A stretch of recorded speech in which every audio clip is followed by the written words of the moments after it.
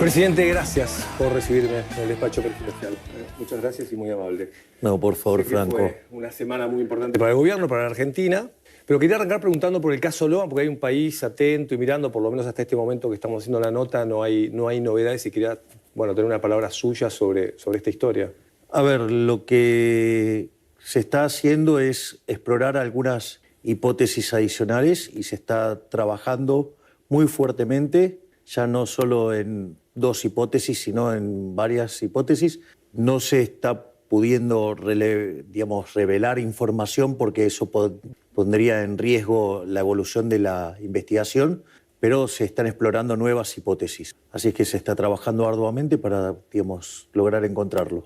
¿Y cree que puede haber algún uso político? Lo vimos en el Congreso, los diputados del kirchnerismo llevaron la foto. ¿Puede haber un uso político del tema, de la historia? Bueno, la respuesta la estás dando vos mismo con la pregunta. Es decir, si hay algo que ha caracterizado a la política es la miserabilidad, y en el caso del kirchnerismo lo hace de manera exacerbada. Pero bueno, son las reglas del juego, donde parte de la decadencia argentina es la decadencia en la cuestión moral. Es decir, los políticos en general y en particular el kirchnerismo no tienen problema de inventar mentiras o hacer cualquier cosa con tal de hacer daño cuando están fuera del poder y con tal de retener el poder. Así es que en ese sentido a mí no me sorprende nada. Lo importante es que uno esté tranquilo en la conciencia de que está haciendo todo lo habido y por haber para, encontrar a Logan. Hay un antes y un después de la aprobación de la ley bases para el gobierno, y se empieza una nueva etapa. Hay mucha gente que dice, bueno, ahora sí, el presidente tiene la ley del Congreso. Nosotros ahora estamos entrando en lo que se llama la fase 2. ¿Qué es lo importante que tiene el hecho de que haya salido la ley bases? Mirá, la ley bases es 5 veces más grande que la reforma que hizo Carlos Menem en los 90, que fue la reforma más importante de la historia económica argentina. Si vos a la ley base le sumás el DNU, estamos hablando de una reforma que es 8 veces más grande que la reforma de Menem. Por lo tanto, te diría que en 6 meses hemos hecho más por la Argentina que lo que se hizo en los últimos 100 años. Eso es lo que tiene que ver con la cuestión estructural y naturalmente eso implica poner un punto final a la decadencia que trae la Argentina en los últimos 100 años. Implica un salto en el ranking de libertad económica de aproximadamente 90 puestos. Por lo tanto, empezamos a parecernos a países como Alemania, Italia, Francia. Esto no es menor porque los países más libres crecen el doble que los reprimidos, el PBI per cápita es 12 veces más grande y además hay 25 veces menos de pobres en el formato estándar y 50 veces menos en el formato extremo. Por lo tanto, esto es un elemento fundamental para impulsar el crecimiento de largo plazo. Y si bien por el momento llevamos 800 reformas, o sea, enviamos 1.000, quedaron 800, o sea, tenemos 3.200 pendientes más. Así es que no vamos a parar hasta que Argentina sea el país más libre del mundo. Ese es el primer punto. El segundo punto tiene que ver con el manejo de la macroeconomía, lo que tiene que ver con el corto plazo. Nosotros básicamente la primera fase era la consolidación de la hipótesis del déficit cero. Lo logramos en el primer mes. Dijeron que no era sustentable, dijeron un montón de cosas. La realidad es que los números de los 5 primeros meses fueron muy positivos. Junio tiene una cuestión de estacionalidad, pero cuando vos tomes los 6 meses vamos a estar en claro superávit. De hecho, tenemos un exceso de caja que va a servir para más que pagar la carga de intereses que tenemos del mes de julio. Por lo tanto, lo que tiene que ver con la consolidación fiscal está... O sea, ¿para usted está ordenada la macroeconomía? No, la estamos ordenando. O sea, no dije que estuviera terminada la tarea. Dije que estamos logrando hitos muy importantes. Por otra parte, en ese sentido, consolidar el déficit cero en la línea financiera implica que la relación deuda-producto no te va a crecer más y eso es una condición de solvencia.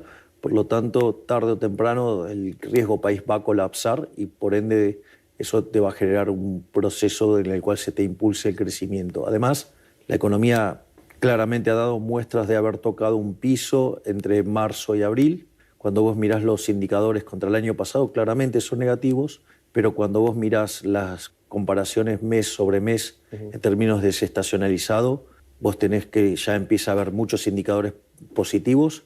Los índices de difusión están todos arriba del 50%, quiere decir que más de la mitad de la serie está tirando positivamente.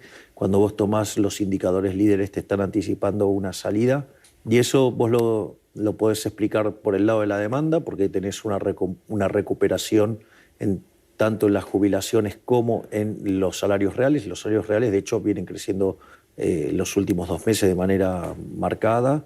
Estamos en niveles tanto en jubilaciones como en salarios reales por encima de los niveles que teníamos en noviembre del año pasado y al mismo tiempo tenés condiciones para que haya un rebote por un problema de dinámica de stocks, es decir, la gente cuando vio lo que se estaba viniendo prefirió estoquearse, con lo cual sobrereaccionó en términos de producción y eso también te pegó negativamente y ahora lo tenés que recomponer. Y por otra parte, Argentina es una economía fuertemente descapitalizada. Eso hace que todos los retornos reales de la economía sean muy altos y por ende eso favorece la inversión.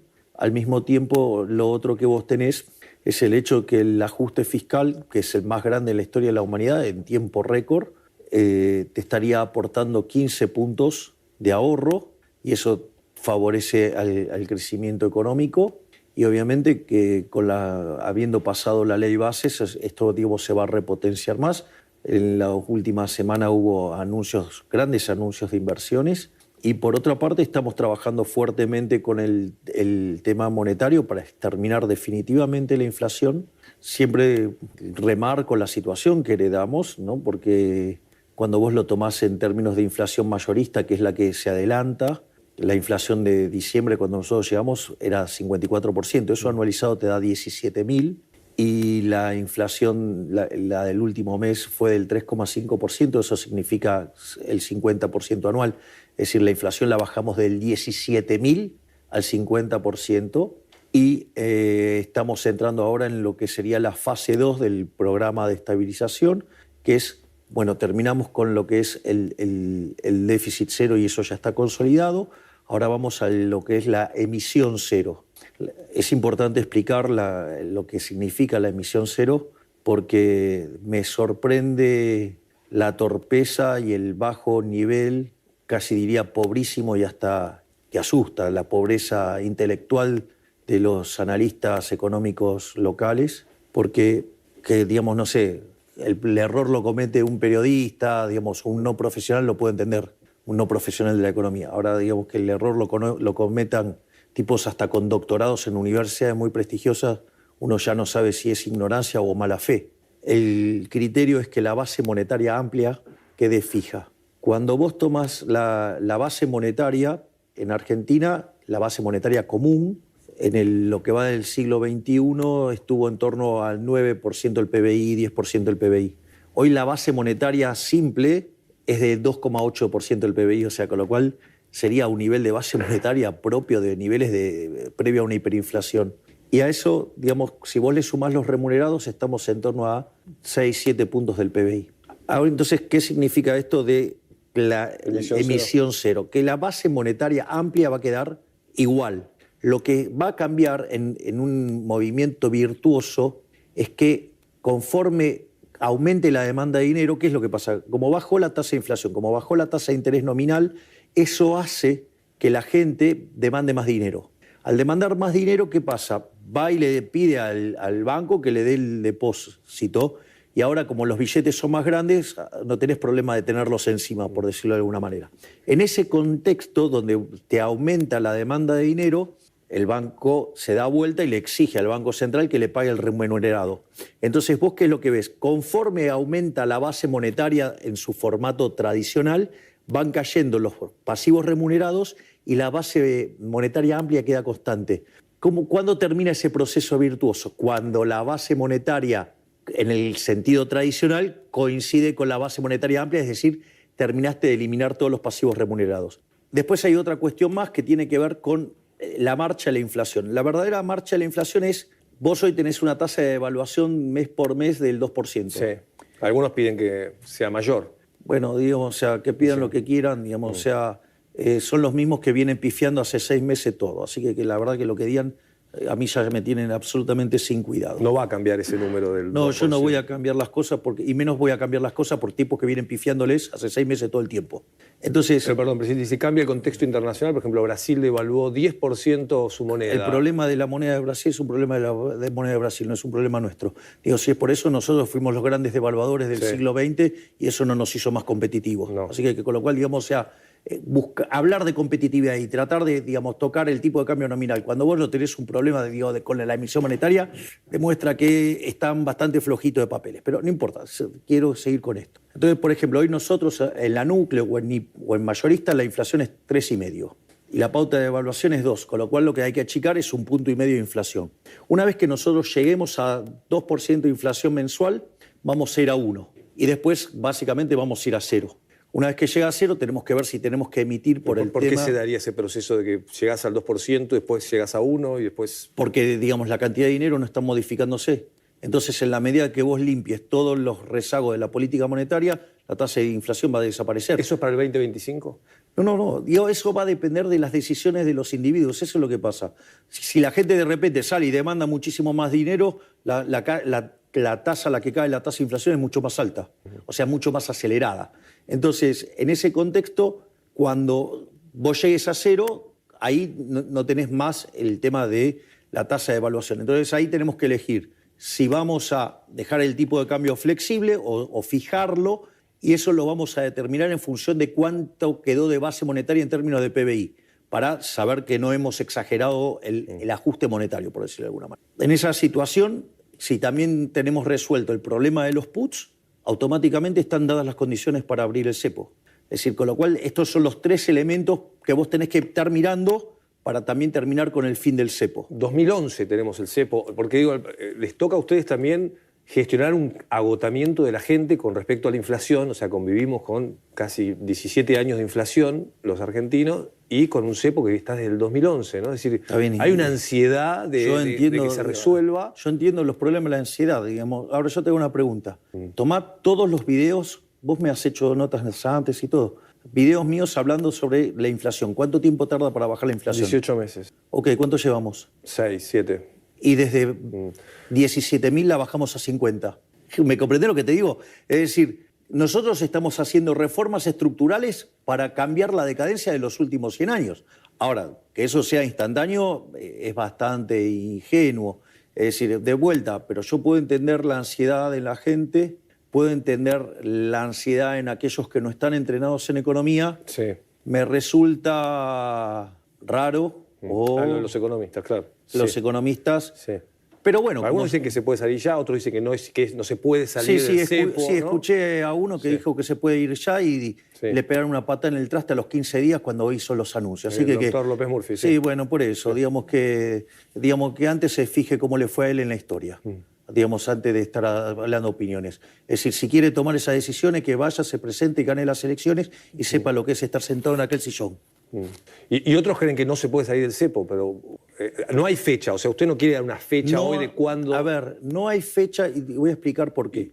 Y agrego esto a la respuesta que va a dar. Los que quieren invertir no están esperando justamente que pueda liberar el cepo para decir, bueno, voy a invertir porque sé que es un país confiable. Son dos cosas distintas. El primer punto es por qué no podemos dar una fecha. Porque esta no es una economía dirigista. Entonces, el proceso de estabilización que estamos haciendo nosotros es un proceso que no violenta los derechos de propiedad. Entonces, no tuvimos una hiperinflación previa, a pesar de que recibimos un contexto con las peores características de las peores 3 crisis de la historia argentina, porque teníamos un sobrante monetario de lo que era peor que el Rodrigazo, teníamos el balance del Banco Central en peor situación que el previo de la hiperinflación del Alfonsín en el 89, e indicadores sociales peores que los que teníamos en el 2001. Eso fue lo que recibimos nosotros, primer punto. Segundo punto, no hubo una hiperinflación que generara la licuación de activos financieros, de modo tal que estabilizar se vuelve muy rápido y fácil.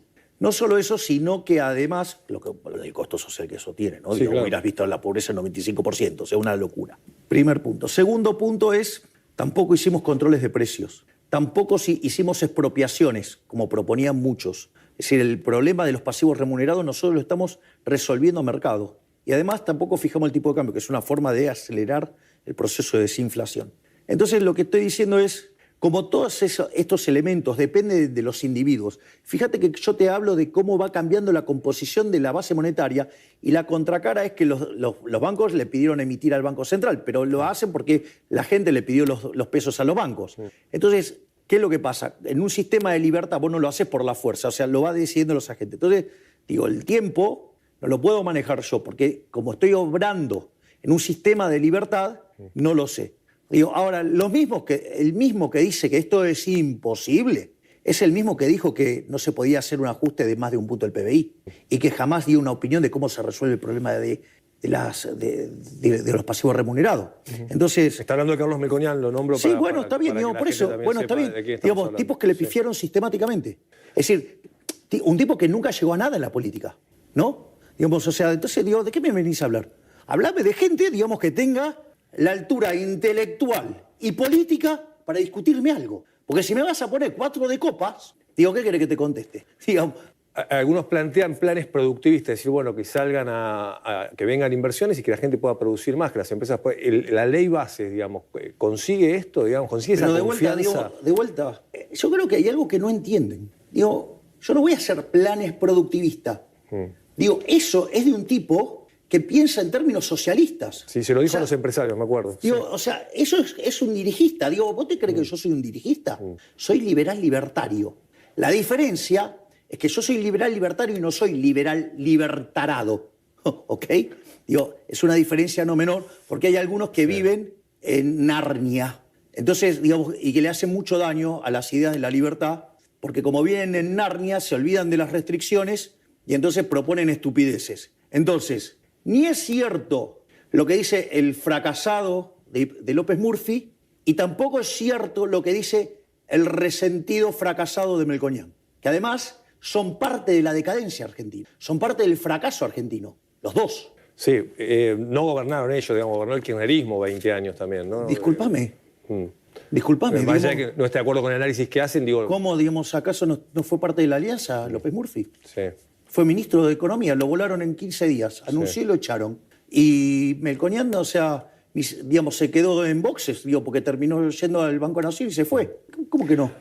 O sea, son gente que estuvo todo el tiempo, digamos, en la economía argentina. Entonces, digo, que me vengan a hablar. Digo, tipos que fracasaron rotundamente todo el tiempo. Bueno, está bien, digo, qué sé yo, escuchá lo que quieras. Hay mucha gente que también está preocupada por el tema de los precios. ¿Estamos caros en dólares? ¿Cómo lo ve como presidente esto de vas a comer y te sale lo mismo hoy que comer, no sé, en Europa o en Estados Unidos? Eso es una estupidez del tamaño de una casa. ¿Por qué? Porque en general te comparan un lugar caro de Argentina contra un lugar barato de Estados Unidos. Poné un lugar del mismo nivel relativo y vas a ver que las diferencias sustanciales que son. Pero como, es más, digo, esa es la parte fácil de aquellos que levantan ese argumento tan rudimentario. ¿Hay un problema de impuestos también? O por lo menos esto es lo que dicen muchos empresarios, ¿no? En nuestro país los impuestos son mucho más altos que en otros países, no sé, la mitad de lo que vale un producto es el 50% se va a impuestos o el 40% en algunos casos. Hay y usted muchas veces habló de esto, de bueno, el objetivo es ir bajando los impuestos. Pero yo estoy de acuerdo con eso, pero vos para bajar los impuestos tenés que achicar el gasto público. Bueno, ¿quién fue el gobierno que más achicó el gasto público en la historia? ¿Va a haber más motosierra? Tengas duda.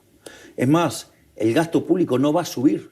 Esto quiere decir que en la medida que la economía crezca, el gasto público en términos de PBI va a caer y como vos vas a tener más recaudación, esa recaudación se la vamos a devolver a los argentinos con baja de impuestos. Es decir, justamente de eso va el programa. Hay muchos lugares hoy en el Estado donde hay que aplicar motosierra porque son gastos que no sirven, no funcionan. En todo lugar donde encontramos un elemento para cortar el gasto público lo hacemos.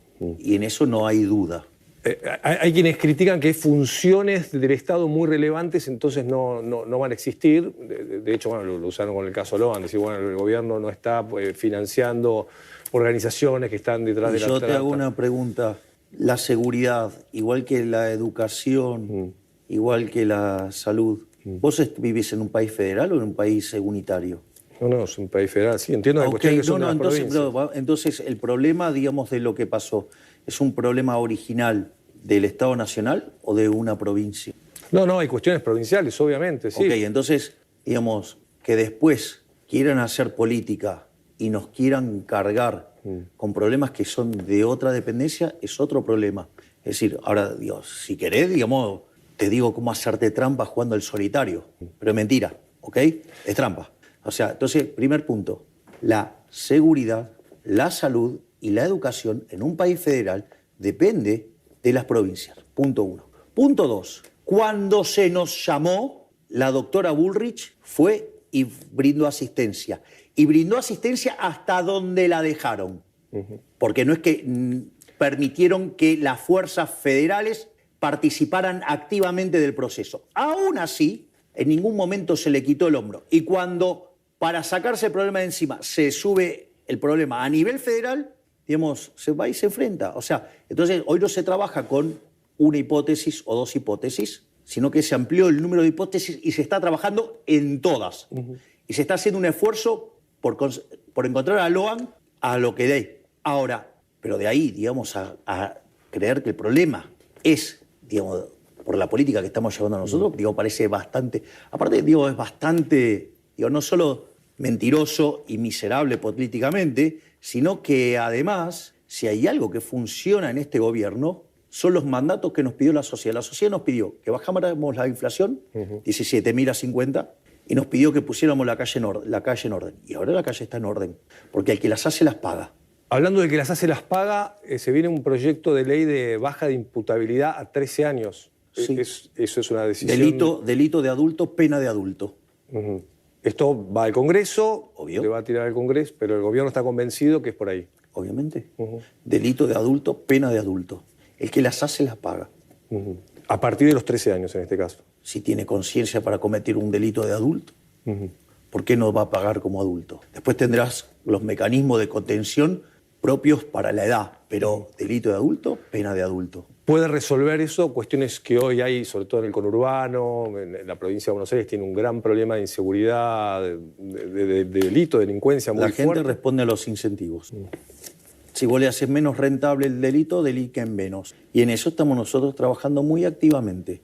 Y está funcionando. Si no, mirá el impacto que fue que fuéramos a Rosario y dar asistencia. Cayeron los delitos en cerca de un 70%. Mirá cómo funciona. Lo que pasa es que vos necesitas capacidad y voluntad política. Y eso nosotros estamos comprometidos en terminar con la inseguridad. Dijo recién que las hace las paga y lo llevo al capítulo justicia, porque ahí hay una sensación, me parece a mí, es una opinión por supuesto, de muchos argentinos, es decir, es un país donde cuesta que los que cometen delito de corrupción vayan a la cárcel.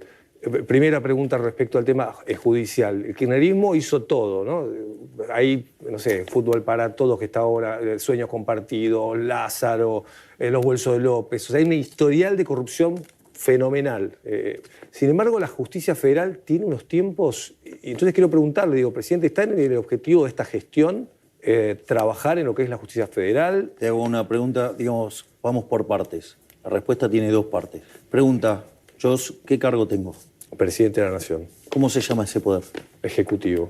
¿Y cómo funciona la República? No, son poderes independientes, pero... Ah, ok, listo. Entonces le digo, primero acomodémoslos tanto. Son poderes independientes y no tengo por qué meterme en la justicia. Porque si me metiera la mano en la justicia, dirían que soy un totalitario, que soy un antidemocrático, dirían un montón de estupideces, todas falsas. Digo que tengo que soportar a diario. Digo, con lo cual, primer punto, acomodémoslos tantos, o sea, poderes independientes. He bregado sistemáticamente por una justicia independiente. Que vamos a aportar elementos para que se pueda hacer una reforma y que sea consensuada por el Poder Judicial para hacerlo más eficiente y que la justicia, no solo que sea justa, sino que llegue en tiempo y forma, lo vamos a hacer.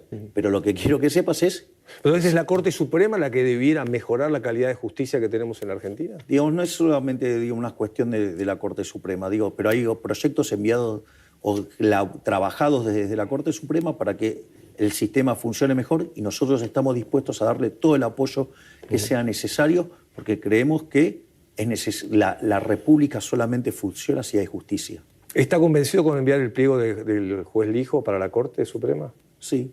¿No lo va a modificar? ¿Va a enviarlo? No, las presiones mediáticas me tienen sin cuidado. ¿Y las políticas? Porque también algunos señalan que desde el PRO podrían no acompañar... Bueno, está bien, digamos, sí, digan lo que quieran. Digamos, de todos tienen algo para decir.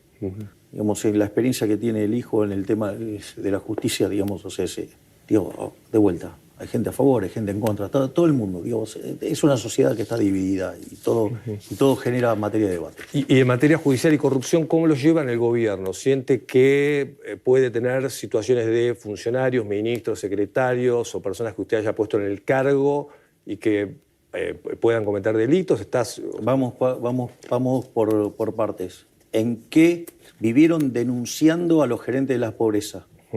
¿Quiénes le hicieron la causa a los gerentes de la pobreza? Sí, no, es la primera vez que pasa. Sí. Ah, ok. Entonces, digamos, no hay gobierno que haya luchado contra la corrupción como lo estamos haciendo nosotros.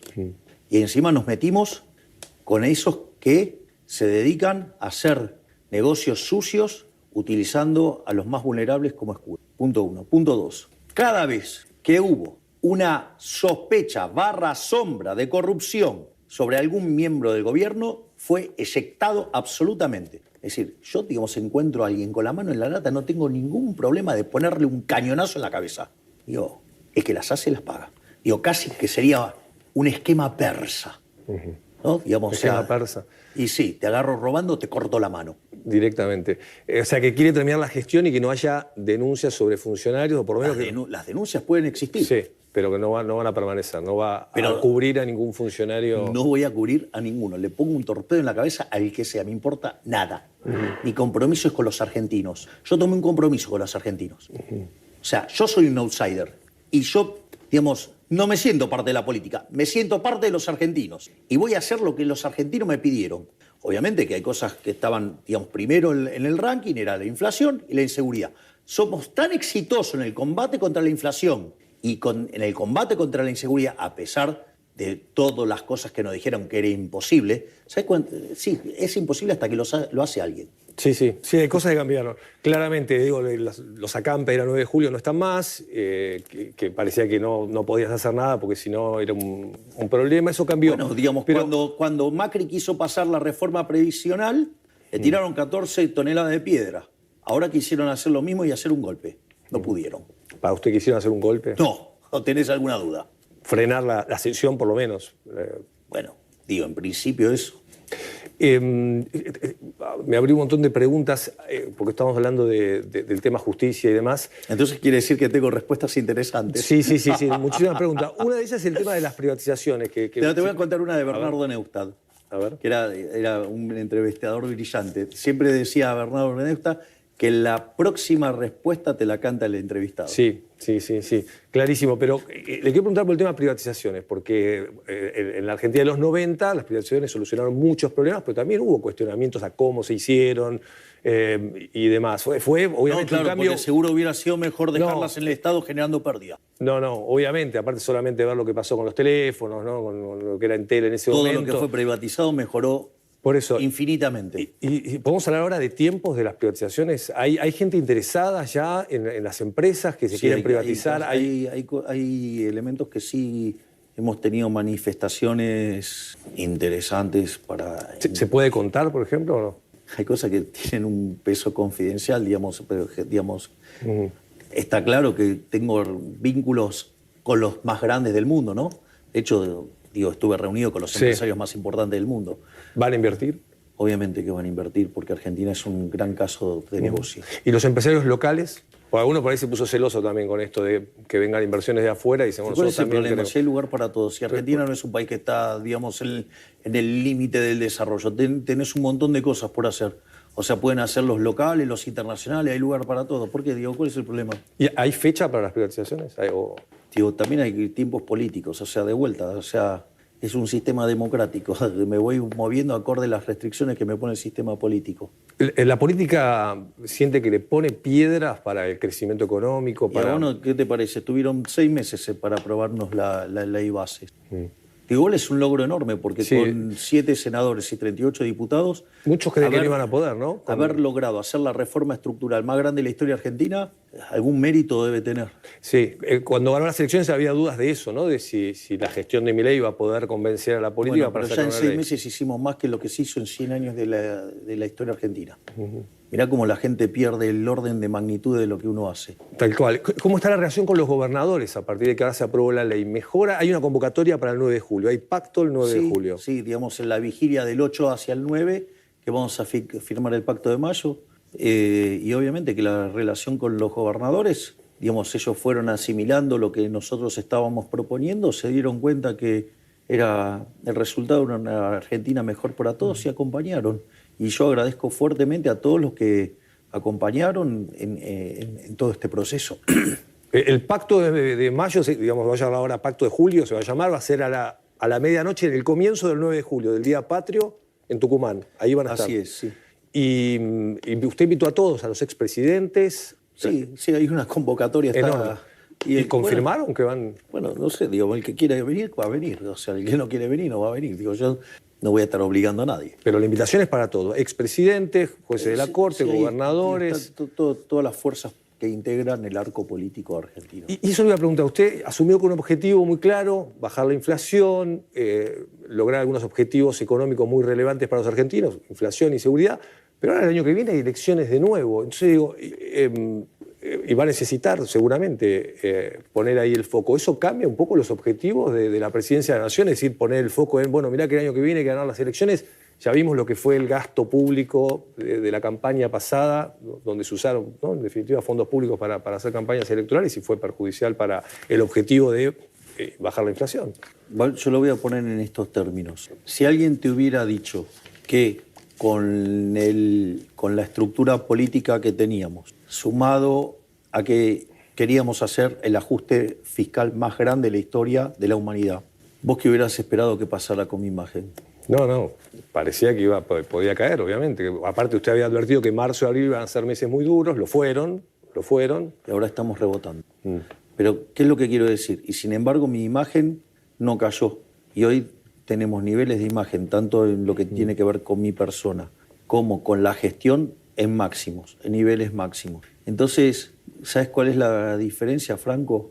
Que yo esto me lo tomo como un trabajo. A mí los argentinos me dieron una misión. O sea, mi job description dice que yo tengo que bajar la inflación y terminar con la inseguridad. Y yo lo voy a hacer. Lo voy a hacer. O sea, lo voy a hacer y lo estoy haciendo. Por eso los índices de aprobación van aumentando. Porque además, hoy, cuando nosotros llegamos al poder, los dos problemas más acuciantes para la gente era la inflación y la inseguridad. Tal cual. Bueno, hoy están tercero y cuarto. ¿Y por qué te crees que cayeron? Porque justamente la gente empieza a ver las soluciones. Hoy los problemas tienen que ver con la corrupción y ahí, digamos, la tarea que está llevando a cabo la ministra Petovelo es titánica. Y por otra parte, enfrentar los problemas de la pobreza. Y está claro, digo, en un país que tiene 50% de pobres, claramente te debe que ocupar de eso. Y estamos en eso. Porque de eso, ¿sabes cómo se sale? Con crecimiento. Y las cosas que estamos generando nosotros es para generar crecimiento económico. Por lo tanto, digo, lo que pasa es que las cosas no son instantáneas. O sea, venimos a arreglar 100 años de decadencia. Lo dije en Rosario, en el monumento, al pie del Monumento de la Bandera. Quiero que se recuerde este año como el año en el cual Argentina encontró el punto de inflexión donde terminó su decadencia y empieza ahora la época de una Argentina gloriosa que va a ser grande nuevamente. Incluso hay cambios en los aliados internacionales, ¿no? De ser amigos o de Maduro, ¿no? De Venezuela o de Irán. ¿No te parece un tema no menor haber salido de ser amigo de los autócratas para ser amigos de las democracias liberales? Sí, no. Un cambio fenomenal. ¿O te crees que es un chiste que te inviten a estar sentado en la mesa del G7? No, fue muy importante. No, pero Milei viaja. Me senté en la mesa del G7. ¿Le molestan las críticas de que viaja mucho? Mira, yo te voy a decir algo. Moisés, ya habiendo salido el pueblo hebreo de Egipto, cuando se levantaba temprano, decían que se levantaba temprano porque estaba peleado con Séfora, con la mujer. Cuando se levantaba tarde decían que estaba haraganeando. Cuando se levantaba en punto decía que se levantaba en punto porque no tenía nada que hacer. Lo que digo es, si lo criticaban a Moisés, a mí me puede decir de todo y está perfecto. Lo que digo es, mirá que digamos, muchos hablan, pero jamás tuvieron la posibilidad de estar sentado en esa silla. Entonces, o sea, es como que vos quieras comparar a Bilardo, a Bianchi con un Gil que habla en el café. ¿Va a viajar ahora a los Juegos Olímpicos, por ejemplo? Tengo entendido que hay una invitación del presidente Macron. Sí, pero tengo entendido que hay unos temas por los cuales, digamos, nos sugirieron suspender el viaje. No está confirmado entonces. O ya no. No, la idea era ir, digamos, porque aparte habíamos arreglado con Macron que íbamos a ir a ver al Olympique de Marsella, que es el equipo del cual él es hincha, pero estamos, digamos, nos sugirieron, digamos, al menos poner en stand-by la cosa. Y le pregunto por la relación con Estados Unidos, porque el debate fue muy intenso entre Biden y Trump. ¿A los argentinos les conviene que gane un demócrata o un republicano? ¿Cambia eso para la Argentina, más allá de las preferencias del presidente? Pero esto yo lo dije siempre. Más allá de mis preferencias, yo he decidido que Estados Unidos sea un aliado. Digamos, entonces, de vuelta, estoy del lado de las democracias liberales, no del lado de los autócratas. Pero cambia para los argentinos si gana un demócrata o un republicano en las relaciones, en la economía, en la ventaja para poder, no sé, exportar, para tener un acuerdo. Hay un acuerdo del NAFTA también en el Senado. Todo depende de quiénes son los actores con los que se acompaña cada presidente. Entonces, digamos, ex ante te parece una cosa, después puede ser otra. Lo importante es que nosotros mostramos una vocación de aliado. Y eso sí es más importante, porque es así como vos conseguís cosas. 2, 3 preguntas finales importantes. Una, la relación con Macri, que todos nos preguntamos cómo marcha. Macri no habla hace bastante tiempo, acompañó la ley Bases, pero... De hecho, el PRO ha sido un elemento extremadamente importante en la aprobación de las leyes. Han acompañado sin fisura. Yo estoy muy agradecido, han hecho un trabajo fenomenal.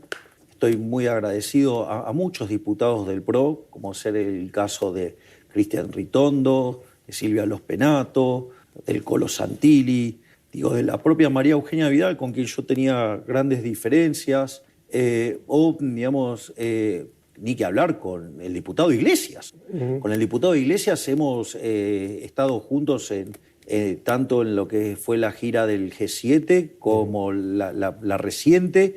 Ha tenido una labor destacadísima en términos de no solo mirar el problema en la cuestión comercial, sino también en la cuestión geopolítica.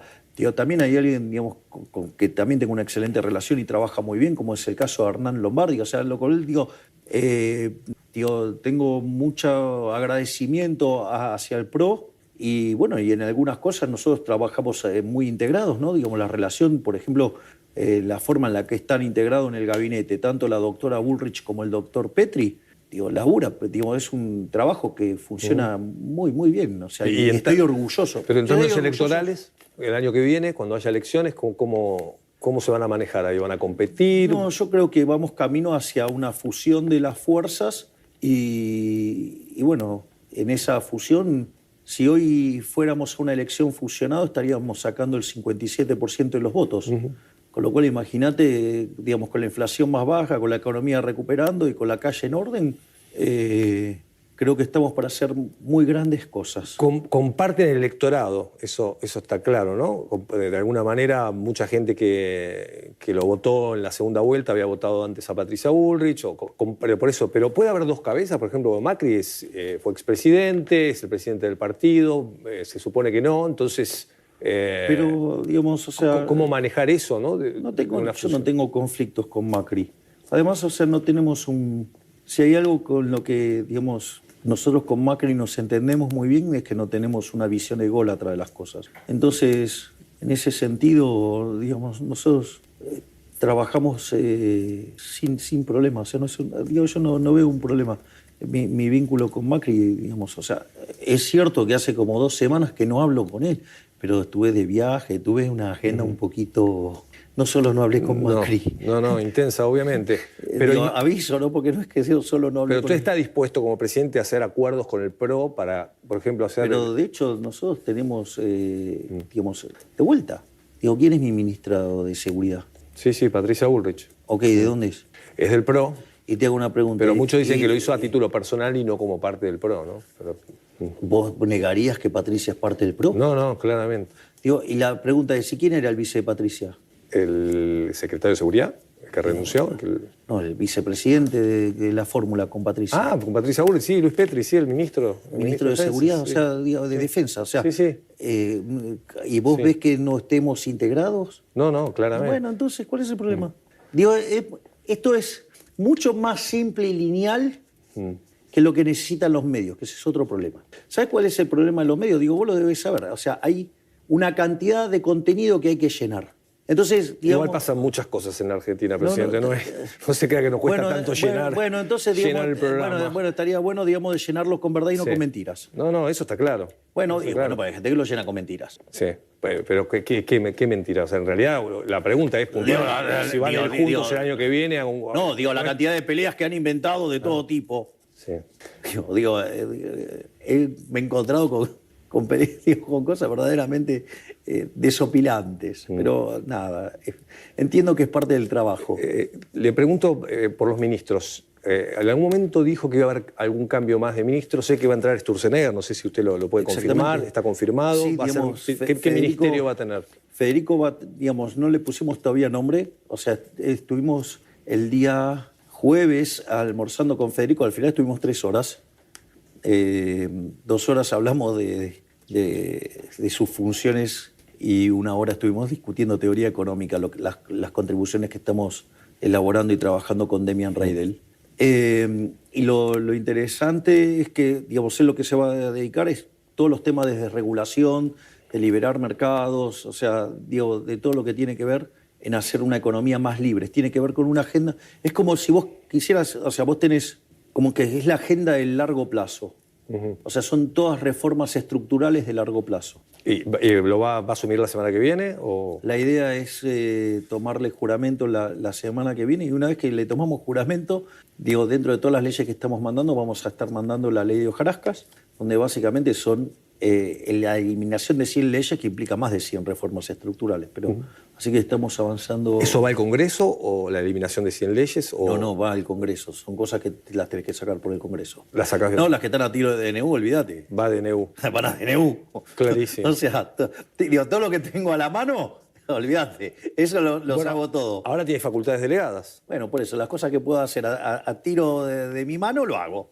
Clarísimo. Y pregunto finalmente, ¿otro ministro que cambie? No, lo que quiero que quede claro es que mi objetivo es que Argentina se convierta en el país más libre del planeta. Sí. Porque eso es lo que va a traer prosperidad. Sí. 2 preguntas finales. ¿Ministros, hay otro cambio o no? No. ¿Está conforme con todo el equipo? Estoy feliz con mi equipo. No hay cambios entonces. No. Y de vuelta, si querés puedes creerle a los que mienten en los medios. No, estoy hablando con el presidente, me dice que no va a haber más cambios. Bueno, está bien, digo, pero pero lo digo 10 veces y entonces, entonces es que sí. Bueno, dale. Por eso es muy divertido. El Ministerio de Capital Humano sigue con todas las funciones, no hay ahí tampoco desguace. ¿Vos bajarías la bandera de luchar contra la corrupción? No, claramente. Bueno, yo tampoco, con lo cual, digamos, no la vas a poder tocar ni a palos a Teo Velo. Por más que todas las mangas de corruptos quieran que se vaya. Y por último, presidente, decirle, no hablamos nada de la oposición. ¿Usted cree que hay hoy un líder de la oposición o imagina enfrentándose el año que viene con algún liderazgo de la oposición? No es mi estilo de mirar la política. No. A mí me dieron un mandato, yo me ocupo de resolver el mandato. ¿No está pensando quién está del otro lado? Eso no es un problema mío, es un problema de los otros. Digo, vos vas a jugar un partido de fútbol, ¿qué te importa quién juega del otro lado? Vos tenés que ir y jugar y ganar. Ahora, por ejemplo, el día del pacto hay algunos gobernadores que no van a querer ir. Kicillof, por ejemplo, el de La Rioja, Quintero tampoco. Bueno, el problema de ellos, digamos, se quedarán. Bueno, es porque, digamos, dejarán de manifiesto que son parte de la Argentina que atrasa, de la Argentina del fracaso. Digo, son personas profundamente atadas al fracaso de Argentina. Digo, con lo cual, esperemos que puedan cambiar y cambiar la visión y volverse parte de la solución y dejar de ser parte del problema. ¿Tiene muchas diferencias con Kicillof? Absoluta. ¿Y coincidencias ninguna? Sí, que somos argentinos. Perdón, pero el tema coparticipación, tanto para la provincia como la ciudad que están reclamando que la nación no les envía fondos. Nosotros repartimos los fondos acorde a la ley. ¿Cambia ahora, por ejemplo, Bueno, pero el problema de la coparticipación... Eso, exacto. Necesitas, ¿sabes desde cuándo no se hace la reforma de la ley de coparticipación? ¿De cuándo? Desde el año 94. Así que no es un problema nuevo. Ahora, para hacerla, o tenés consenso total o necesitas un cambio de constitución. No creo que ni haya consenso del 100% y tampoco es el momento para abordar un tema de la Constitución. O sea, eso no sé, al menos a mí no me parece que sean las condiciones para hacer algo así. Para Kicillof es una tragedia lo que se vive en la Argentina. La palabra que usó fue tragedia humana. la aprobación de la ley bases y lo que se está viviendo en la Argentina. Sí, digamos, ¿y cómo define él, digamos, haber hecho el estropicio que hizo con el Club de París, el estropicio que hizo con YPF y cómo arruinó cada cosa que tocó él? ¿No? Es un problema, digamos, de cómo define él las cosas. Es decir, quizás para él, digamos, enamorado del modelo soviético que se cayó y aplastó a los zurdos, para él eso es lo bueno y lo malo es ser libre. Tendría que, si le hubiera leído un poquitito a Mises. Mises decía que uno de los grandes problemas que tenían los socialistas era que cuando gobernaban no gobernara un amigo de él. Es decir, lo que pasa es que como él se siente en el poder, entonces le gusta el socialismo. Tendríamos que ver, Diego, qué opinaría si estuviera él en Cuba y del lado no del oficialismo. Y los gobernadores tienen que hacer el ajuste porque La Rioja empezó a emitir cuasimoneda, está pagando salarios con una moneda que inventó el gobernador. Entonces, digo, si esa historia se repite, se puede repetir en otras provincias de gente que puede... Será un elemento adicional que pruebe que tengo razón en temas monetarios yo. Digo, o sea, si no, vos no podés imprimir la riqueza. Si vos no tenés recursos, en el fondo le estás tirando papelitos por lo que sí quiero que quede claro es que de ninguna manera yo voy a rescatar esas cuasimonedas. Con lo cual que se hagan cargo de rescatarla el que las emite. Y bueno, entonces si pierden valor, le están haciendo el ajuste de una manera. El problema es que no quieren decirle la verdad a la gente. O sea, se siguen haciendo trampas jugando al solitario. Bueno, yo, digamos, quiero representar a una Argentina que decidió ponerse los pantalones largos y deja de comportarse como, digamos, una persona inmadura. Gracias por el tiempo, presidente. Última reflexión para primero, ¿está bien de salud? ¿Tiene tiempo para hacer deporte? Claro, para cuidarse. Bueno, pero son 7 meses de gestión y... Bueno, achiqué 10 agujeros del cinturón, así que... ¿Pero tiene tiempo para lo personal, para tener una vida sana o es imposible siendo presidente? ¿Sabe que es un desgaste de 4 años? Por el momento todavía no encontré un sustituto a trabajar de 6 a 23. O sea, no hay tiempo entonces ni para... Al menos no por ahora. Por último, una reflexión o un mensaje para los argentinos que dicen ¿y cuándo arranca a sentir que el bolsillo alcanza? Que no sé, los jubilados, por ejemplo, que no hablamos nada y es un tema muy relevante, que sienten que son siempre los ajustados de la Argentina. Sí, claro, digamos, lo han ajustado sistemáticamente a lo largo de toda la historia porque los estafaron. Y también, digamos, te estafaron a vos y a mí el día que la señora Cristina Fernández de Kirchner, digamos, con el señor Vudú, digamos, nacionalizaron las AFJP. Y también te estafaron el día que jubilaron personas sin aportes. O sea, y durante el gobierno de Alberto Fernández, las jubilaciones las destrozaron en términos reales. Hoy las jubilaciones están 4% arriba de noviembre. Y además les están ganando la inflación porque como vienen ajustando las jubilaciones acorde a la inflación de los últimos 2 meses y como la inflación viene a la baja, en términos reales las jubilaciones están subiendo. En los últimos 2 meses los salarios reales subieron también. Es más, el salario real del sector privado no cayó, o sea, y ahora está subiendo. Entonces... Pero el mensaje es paciencia, esperar unos meses más, que se sienta... no hay magia. No hay magia. A mí me encantaría que fuera instantáneo, pero eso vale en el papel. Eso no, en la vida real no funciona así. La vida real demanda tiempo. El proceso de crecimiento es un proceso de largo plazo.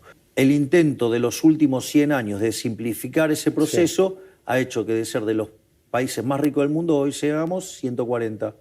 ¿Querés ir repitiendo esa receta? Vamos a ser cada día más pobres. Prometió ser Irlanda, usted dijo, en los próximos años. Quiero ser mejor que Irlanda.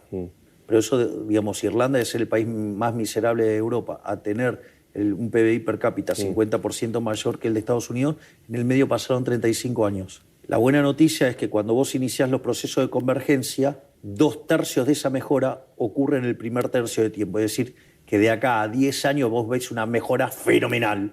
Y eso es en lo que estamos trabajando. Gracias por la entrevista, ojalá lo veamos. Gracias por la entrevista. No tengas duda que si seguimos abrazando la idea de la libertad, lo vamos a ver. Gracias, presidente. Gracias, Franco.